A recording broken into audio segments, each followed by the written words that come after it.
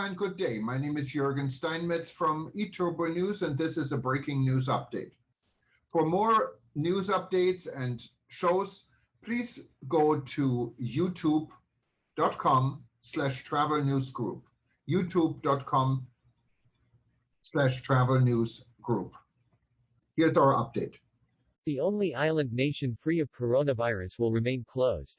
Soon after landing in Rarotonga, you can be kayaking on the crystal clear lagoon, sipping on your first cocktail or relaxing poolside at your beautiful resort.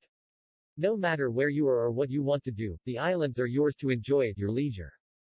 Of course, this is if you can get there. The Cook Islands will not reopen travel, what includes its main tourist market New Zealand, until there has been no community transmission of COVID-19 for 14 days and travelers over 12 have been fully vaccinated. Cook Islands borders have been closed to New Zealand and most other countries for more than 3 weeks since the first Delta case was first reported on August 16 in Auckland. The Cook Islands is a nation in the South Pacific, with political links to New Zealand. Its 15 islands are scattered over a vast area. The largest island, Rarotonga, is home to rugged mountains and Avarua, the national capital. To the north, Aitutaki Island has a vast lagoon encircled by coral reefs and small, sandy islets. The country is renowned for its many snorkeling and scuba diving sites. The Cook Islands government closed off travel immediately, only allowing Kiwis in the Cook Islands to return. Cook Islands Prime Minister Brown said that at some point in the future, all countries would have to live with COVID-19. However, that time wasn't now for Cook Islanders, as they closely monitor New Zealand's Delta outbreak and vaccination program. The Cook Islands is one of the very few countries in the world that has managed to keep COVID-19 out. In September, Cook Islands made a promise to remain corona-free.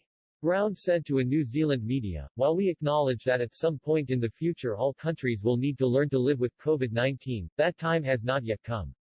He made it very clear Cook Islands did not want an outbreak of COVID. He added, the impact on the kingdom's health resources as well as the economy would be devastating. Brown said his government was doing everything possible to protect the health and well-being of Cook Islanders as well as the country's economy. More than 300 Cook Islanders stranded in New Zealand would have to wait until at least next Tuesday to find out if they could return home. Brown said his government was looking at repatriation flights from Christchurch for those outside of Auckland in Level 2 areas, but no dates had been set yet. Those travelers would need to provide a negative COVID-19 test 72 hours before departure, complete a Cook Islands managed return application form and undergo a 7-day mandatory quarantine upon arrival into the nation's capital city Rarotonga. Brown said because of the risk of COVID-19, Cook Islanders in Auckland had to wait for a drop to level 2 or below before being allowed to catch a flight home. His cabinet would continue to review new information and advice from its health authorities when vaccination numbers increase in New Zealand. The impact of the pandemic on Cook Islands tourism and its economy had been significant, and outbreaks in New Zealand have been disruptive to growth. Funding of $15 million has been planned for additional support to Cook Islands businesses from the June budget. Wage subsidies would continue for September and business grants, including sole trader grants, would be reinstated for October. We know that our tourism market is resilient and so too is our economy. We saw how fast tourism bounced back in May, and it will happen again, said Brown to a New Zealand news wire.